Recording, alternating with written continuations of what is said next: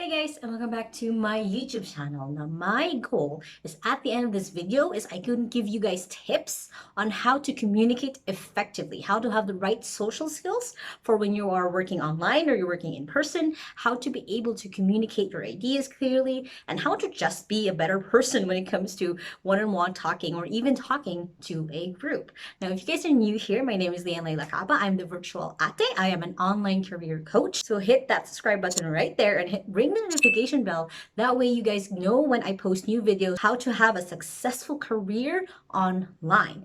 Now, getting right into it, when it comes to working, whether it's, a work environment where you're working remote, you're working from home, or it's an in-person work environment, you want to be able to know how you'll be able to express yourself, that your boss will get what you mean, your coworker will know what you mean. And this isn't even just limited to the work environment. This is also part of if you're just talking to someone, you're just talking to a friend, you're talking to a family member, talking to someone new, you're in a networking party event. It's good to have good social or communication skills. Now, the first thing that you need to know, the first tip that I'm going to give you guys is to know how to listen. That's the first thing. The main thing that you really need to have if you want to have effective communication skills is to be able to know how to actually listen. It comes with it, because you don't want to be that person who seems like they're listening, but they're actually thinking of what else is on their to-do list. You want to be the person who actually listens, who can give feedback, who can give, appropriate response rather than or worse, what was that? What were you saying? So you want to be able to learn how to give back and forth and not just expecting the other person to repeat back what they said or to create a summary. So you want to know how to listen, to effectively and actively listen to the other person, whether you're listening to someone doing a speech, you're watching a YouTube video, or you're just talking to someone one-on-one. Because you can't be a communicator if it's one-sided. That's not communication. You're just spouting at stuff to someone and hoping that they listen. It has to be back and forth. So that's why the first thing that when it comes to being able to learn how to have the right social skills is you need to learn how to listen. Now that brings me to tip number 2, which is learning to repeat back what someone has just said. That's the main point that I always tell people when they're asking me, hey, how can I be more effective communicating? It's always going to be learn how to repeat back. Now, what that means is while that person is talking, try to create like a mental checklist in your head of what they're talking about. Because later on, you can ask them like, okay, so this is what you said, or this is what I heard, or is this what you mean? This is what you meant, or just clarifying this is what you meant, right? Because that is making sure that both of you have clarity, that both of you kind of lived in the same space, that you guys were in the same reality, that you guys were the same, like, sitting it across each other, like, okay, this is what I meant. I heard you. I listened to you. Because the more that you make someone feel heard, the more that they also be open to when you communicate, the more that they also be open to hearing out what you're about to say, if you're going to suggest something, if you're going to ask something, because you're repeating back what they said. You can just make kind of a mental checklist, like, okay, this is one, you don't have to interrupt them right away of like, hey, this is what you meant, right?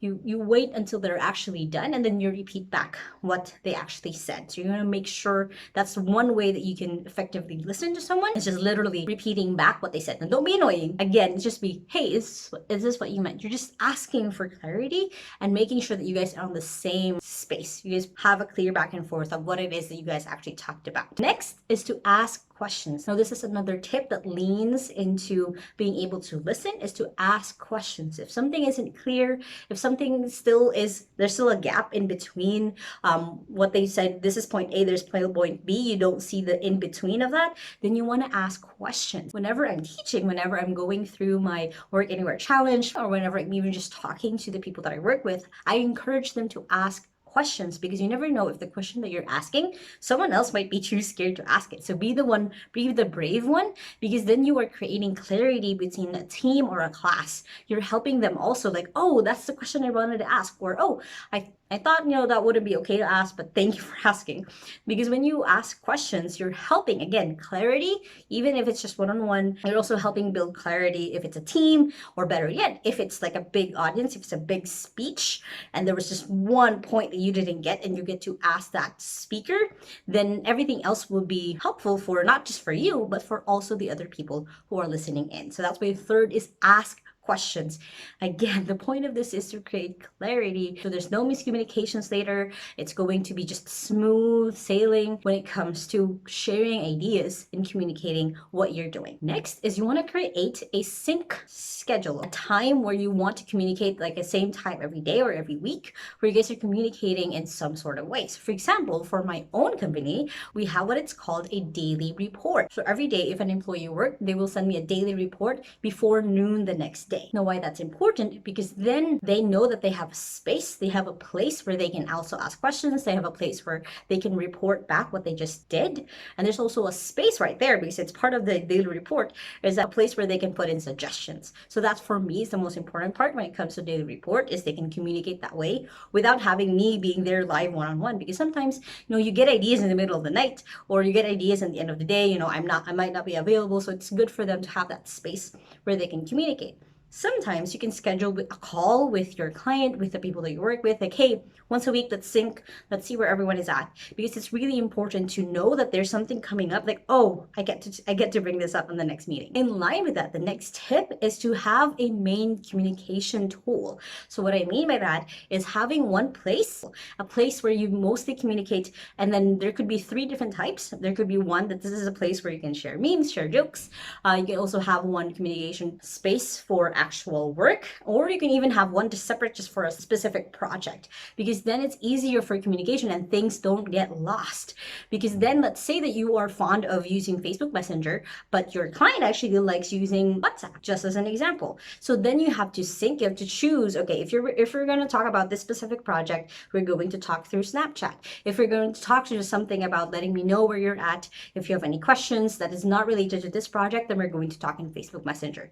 Because then there's a line, there's a boundary of where to share what, because you don't want anything getting lost, especially if it's a chat where there's going to be a lot of activity. You want to make sure that you see and respond if there's anything that you need to respond to, which then connects to the next tip, which is always try to reread before sending an email or a chat. If, as much as possible, if you can review what it was that you're about to send, then you can double check if there's any mistypes or just something that you want to maybe rephrase to make it sound better, to make it more clear to the other person who's receiving it, because then you're just, again, you're creating more clarity between you and the person you're communicating with. Because if any time, let's say you send something really fast and you didn't really review it because, a lot of things are happening, things are moving too fast, you put your phone down and then all of a sudden you actually sent it to the wrong person, or you sent the wrong message, you used a weird word that they won't understand, like you sent some kind of acronym, then it will take them maybe 2 hours, 3 hours to get a reply from you. So it's always better to just be clear, to just reread that text before you send it, reread that email before you send it,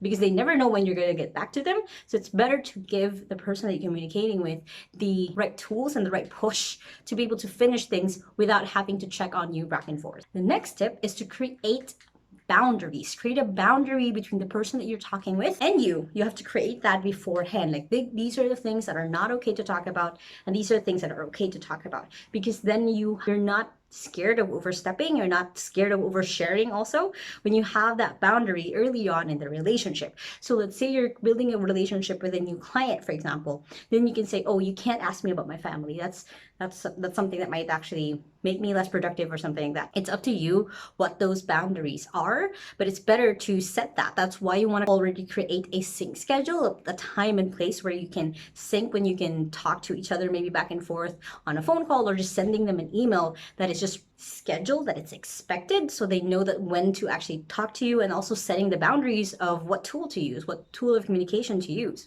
Which then brings me to the next tip, which is to not take things personally. When it comes to communicating, when it comes to work, you have to keep in mind the professional mindset that if they're giving you feedback, they're not attacking you as a person, they're not even attacking you at all. They're hoping that this is something that you can correct, this is something that you can improve on. They want to help you. Keep in mind that if it's a client or a coworker, they probably want to help you get better, because then things are much smoother. Normally, an employer does not want to destroy their employee. They want to make money. They want to make sure that their employee is making them more money than they're paying them, so they can keep the business running. That is the goal. So that's why you have to keep in mind not to take things personally. Now, the most important tip that I'm going to give you guys when it comes to developing your social skills or your communication skills is being able to learn how to give feedback. Now, I already did a whole series on that actually. I already did like a 1 minute manager series, but that is actually the book that I recommend if you want to learn how to give feedback.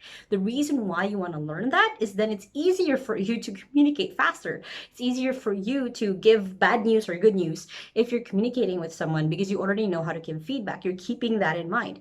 The main tip that I have when it comes to giving feedback is to separate the person from the activity. If they did something really bad, then you make sure that you're separating. I know you're not this person. I know you're not this way, but this is what happened. So you're separating out the person and the thing that happened. Or if it's a good news, then you want to lean in and like, hey, you know, this, you're this kind of person and this is the result that you gave me. So learning how to give feedback is so important when you, again, want to upgrade that skill, when you upgrade the skill of communicating, of just being kind of an effective leader also, because if you know how to give feedback, it's easier for you to raise someone's morale, to help someone feel better, or to help someone improve themselves in not a very attacky or in a very I hate you way. It's more of a really want to help you. This is what I want to do with you.